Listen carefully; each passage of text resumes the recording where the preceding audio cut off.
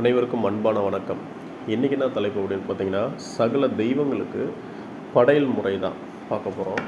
ஒரு தெய்வங்களுக்கு ஒரு ஒரு படையல் முறை ஸ்பெஷல். புரியுதா?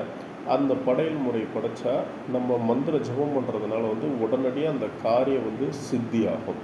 அந்த காரியமும் நமக்கு உடனடியாக கை கொடுக்கும். மந்திர சித்துக்களும் நமக்கு விரைவில் கை கொடுக்கும். சரியா? அது எதுக்காகனா, ஒரு தெய்வத்தை பலவிதமான முறையில் மயக்கி கொண்டு வரலாம். புரியுதா? அப்படி உணவும் ஒரு முறை. உணவு முறையில் மயக்கி கொண்டு வரலாம். சாம்பிராணி, மை முறை, எந்திர முறைகள், மந்திர முறைகள், இந்த மாதிரி பலவிதமான முறைகள் நம்ம கொண்டு வரலாம். அப்படி அதில் ஒரு விதமான முறைகள் பார்த்திங்கன்னா, படையல் படைக்கிற முறையை பற்றி தான் நம்ம இன்றைக்கி பார்க்க போகிறோம். இந்த வகுப்பு முன்னாடி போட்டிருந்தேன். இருந்தாலும் இப்போ புது மாணவர்களுக்காக இப்போ நான் புதுசாக போட்டேன். மெயின் பார்த்திங்கன்னா, குல தெய்வத்துக்கும் இஷ்ட தெய்வத்துக்கும் நம்ம மனசார எந்த படையில் வச்சாலும் ஏற்றுக்கும். புரியுதா? மனசார எந்த படையில் வச்சு நம்ம படைச்சாலும் அது ஏற்றுக்கும். வீட்டில் கஞ்சி சோறு இருந்தாலுமே அந்த தெய்வங்கள் ஏற்றுக்கும். இயற்கையாக எந்த தெய்வமாக இருந்தாலும் சரி, நம்ம என்ன படையில் வச்சாலுமே அது மனசார வச்சா ஏற்றுக்கும். ஆனால் மந்திர ஜபங்கள் பண்ணி ஒரு காரியத்தை நம்ம நடத்திக்கணும், மாந்திரிகத்துக்குள்ளே ஒரு காரியத்தை நம்ம நடத்திக்கணும்னா, அவங்களுக்கு பிடிச்சமான உணவுகளை வச்சு நம்ம படைக்கும் போது அது உடனடியாக நமக்கு கை கொடுக்கும், நடந்தே தீரும்.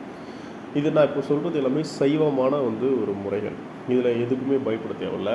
அசைவமாக இருக்கும் அப்படின்லாம் பயப்பட தேவையில்லை. சைவ முறைகளை பற்றி தான் நம்ம இன்றைக்கி பார்க்க போகிறோம். இது வீட்டிலே பூஜை பண்ணலாம். இப்போ உபாசனை பண்ணிகிட்டு இருக்கீங்கல்ல, அவங்களுக்கு இப்போ ஒரு விநாயகர் மந்திரம் ஜபம் பண்ணிகிட்டு இருக்கீங்கன்னா, அந்த விநாயகருக்கு என்ன உணவு வச்சா அது உடனடியாக கை கொடுக்கும் அப்படின்ற மாதிரி நம்ம இன்றைக்கி பார்க்கலாம். முதல் பார்த்திங்கன்னா, விநாயகருக்கு கொழுக்கட்டை வைக்கலாம். கொழுக்கட்டை வச்சு நம்ம படைச்சா அது உடனடியாக கை கொடுக்கும். அப்புறம் எள்ளு உருண்டை, அப்புறம் கோதுமை இருக்குல்ல, அது அப்பம், அதான் அந்த கோதுமை அப்பம்னு சொல்லுவோம், பார்த்துருக்கீங்களா? அது கோதுமை அப்பம். அடுத்தது வெல்லம் கலந்த தேங்காய் துருவல். வெல்லம் இருக்குல்ல, அது வெல்லம் கலந்து தேங்காய் துருவல் வச்சு விநாயகருக்கு படைச்சா அது உடனடியாக நமக்கு அந்த மந்திர சித்து கை கொடுக்கும். விநாயகரை உடனடியாக நமக்கு காட்சியளிப்பார். கனவுலையோ இல்லை ஏதாவது ஒரு ரூபத்தில் நம்ம இப்போ வண்டியில் போகிறீங்கன்னா, இப்போ மந்திர ஜபம் பண்ணிகிட்டு இருக்கீங்கன்னா, எங்கேயாவது போனால் விநாயகர் சம்மந்தப்பட்ட பேர், விநாயகர் இந்த மாதிரிலாம் கேள்விப்பட்டிருப்பீங்க. புரியுதுங்களா?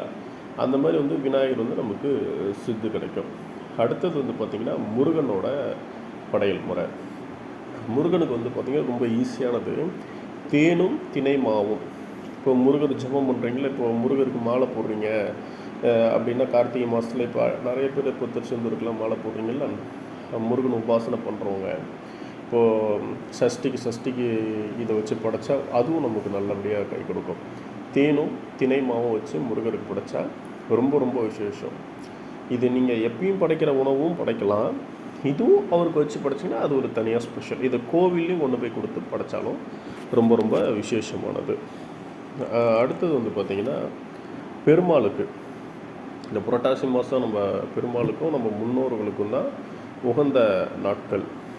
பெருமாளுக்கு பார்த்திங்கன்னா, பால் பாயாசமும் புளியோதரையும் வச்சு படைக்கிறது ரொம்ப விசேஷமானது.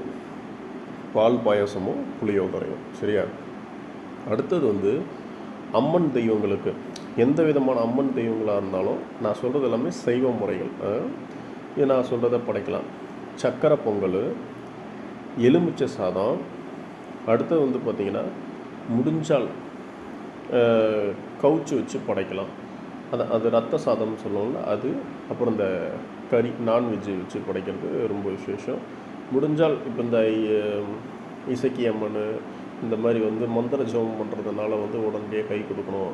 அது மட்டும் இல்லாமல் காளி வழிபாடு, மயான பூஜை பண்ணுறதா இருந்தால், அகோர முறையில் பண்ணுறதா இருந்தால் மாமிசம் வைக்கலாம். அந்த மாதிரி வச்சு படைச்சி இது பண்ணுறது ரொம்ப ரொம்ப விசேஷம். இதில் ரத்த சாதம் அப்படின்றது என்னென்னா, மயானத்தில் நீங்கள் பூஜை பண்ணி படைக்கிறதுனால வெள்ளை சாதத்தில் குங்குமத்தை போட்டு பெரட்டி வச்சு உருண்டை பிடிச்சி நீங்கள் ஜெபம் பண்ணலாம். வீட்டில் கூட அதை செய்யலாம்.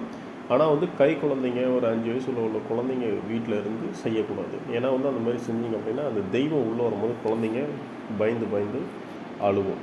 அதனால தான் வீட்டுக்குள்ளே செய்யக்கூடாதுன்றது. அதே மாதிரி பார்த்திங்கன்னா, பேஷண்ட் யாராவது உடம்பு சரியில்லாமல் கொஞ்சம் அந்த மாதிரி இருக்கிற ஆட்கள் இருக்கிற இடத்துலையும் படைக்கக்கூடாது வீட்டில். ஏன்னா தெய்வங்கள் உள்ளே வரும்போது யாராவது அந்த எதிர்மறை வந்துட்டாங்க அப்படின்னா அது ஏதோ ஒரு ரூபத்தில் தெய்வம் கண்ணில் பட்டுச்சுன்னா அவங்கள வந்து உடனடியாக தாக்குறதுக்கான ஒரு இது. தெய்வம் அடிக்காது, அந்த பயத்திலே அவங்களுக்கு ஏதாவது ஒரு ஷாக் ஆகிடும். அடுத்தது வந்து பார்த்திங்கன்னா பைரவருக்கு தயிர் சாதம் வச்சு படைக்கிறது ரொம்ப ரொம்ப விசேஷம். அடுத்தது மிளகு வடை, தயிர் சாதம் மிளகு வடை வந்து வச்சு படைச்சிங்கன்னா உடனடியாக வந்து கை கொடுக்கும்.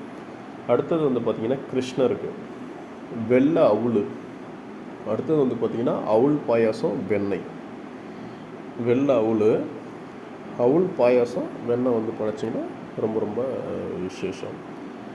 ஆஞ்சநேயருக்கு வடமாலை வந்து போடலாம், இல்லை வடை வச்சு படைக்கலாம். அப்புறம் வந்து வாழைப்பழம் வந்து மாலையாக போட்டு படைக்கிறது ரொம்ப ரொம்ப விசேஷம். லட்டு இருக்குல்ல, லட்டு வச்சு படைக்கிறது ஆஞ்சநேயருக்கு ரொம்ப ரொம்ப விசேஷம். அடுத்தது இந்த பொரிக்கடலை இல்லை வெறும் பொரி வச்சு படைத்தாலும் ஆஞ்சநேயருக்கு ரொம்ப விசேஷமானது. அப்புறம் நாவப்பழம் இருக்குல்ல, அது வெண்ணெய், அதெல்லாம் வந்து ரொம்ப உத்தமமானது அது ஆஞ்சநேயருக்கு படைக்கிறது.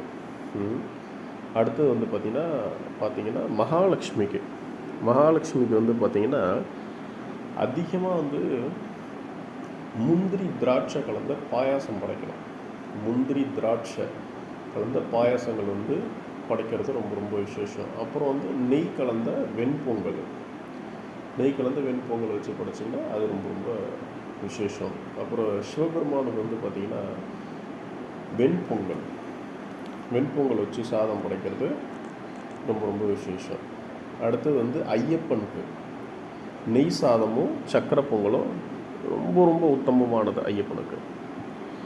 அடுத்தது வந்து பார்த்திங்கன்னா வராகிக்கு கிழங்கு கலந்த சாதங்கள், பூமியில் நிலத்தில் விளையுதில் கிழங்கு, எந்த விதமான கிழங்காக இருந்தாலும் சரி, இயற்கையான விளையிற எந்த விதமான கிழங்கு அதை வந்து சாதமாக வச்சு படைக்கிறது ரொம்ப நல்லது. அடுத்தது வந்து அதே மாதிரி தான் வெள்ளை சாதத்தில் குங்குமம் பசைச்சு வச்சு படைக்கிறது ரொம்ப ரொம்ப நல்லது. அடுத்தது வந்து மாமிசம், அப்புறம் மாமிசம் தான் கவுச்சி வச்சு படைக்கிறது நல்லது. அடுத்து வந்து மயான பூஜை பண்ணுறதா இருந்தீங்கன்னா பிராந்தி வச்சு படைக்கலாம். மந்திர ஜபங்கள் வந்து உடல் கட்டு போடுறது, இந்த மாதிரி மயான பூஜை பண்ணுறது, எதிரி நமக்கு செஞ்சதை வந்து நமக்கு தடுக்கிறது, அந்த மாதிரி விஷயங்களுக்கு அது பண்ணலாம். அடுத்தது வந்து பார்த்திங்கன்னா கருப்பு சுவாமிக்கு மிளகு சாதம் வந்து வச்சு படைக்கிறது ரொம்ப ரொம்ப விசேஷம். அப்புறம் வெஜிடேபிள் பிரியாணி, சக்கரை பொங்கல். அடுத்தது மாடனுக்கு வந்து பார்த்திங்கன்னா கருப்பட்டி, நாட்டு சரக்கு, வெங்காய சாதம். அடுத்தது வந்து புளிச்ச தயிர் சாதம் வச்சு படைக்கிறது ரொம்ப ரொம்ப உத்தமமானது.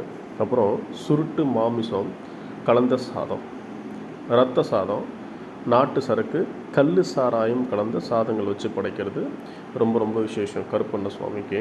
அப்புறம் முஸ்லீம் கடவுள்கள், அப்புறம் வந்து அந்த ஜின் சம்மந்தப்பட்ட தேவதைகளுக்கெல்லாம் வந்து பார்த்திங்கன்னா லட்டு, பேரிச்சம்பழம், சர்க்கரை, வெறும் சர்க்கரை, அப்புறம் அந்த கதளி பழம்னு விற்கும் பார்த்திங்களா அது, அப்புறம் சர்க்கரை கலந்த தேங்காய் துருவல், எப்படி சொல்கிறதுனா சகல விதமான இனிப்பு பண்டங்களும் வச்சு படைச்சா ரொம்ப ரொம்ப விசேஷம். அது உடனடியாக கை கொடுக்கும். கிறிஸ்துவ தெய்வங்களுக்கு வந்து பார்த்திங்கன்னா கோதுமை அப்பம், அப்புறம் வந்து வறுத்த மீன், ஒயின், இந்த மாதிரி வச்சு படைக்கிறது ரொம்ப ரொம்ப உத்தமமானது. இதெல்லாம் வந்து பார்த்திங்கன்னா இப்போ இந்த மந்திர ஜபங்கள் பண்ணுறீங்க, உடனடியாக அந்த தெய்வங்கள் நமக்கு கை கொடுக்கணும், அந்த மந்திரங்கள் வந்து நமக்கு சித்தாகணும் அப்படின்னு நினைக்கிறவங்களுக்கு இந்த மாதிரி உணவு முறைகளை வச்சு படைக்கிறது ரொம்ப ரொம்ப விசேஷம்.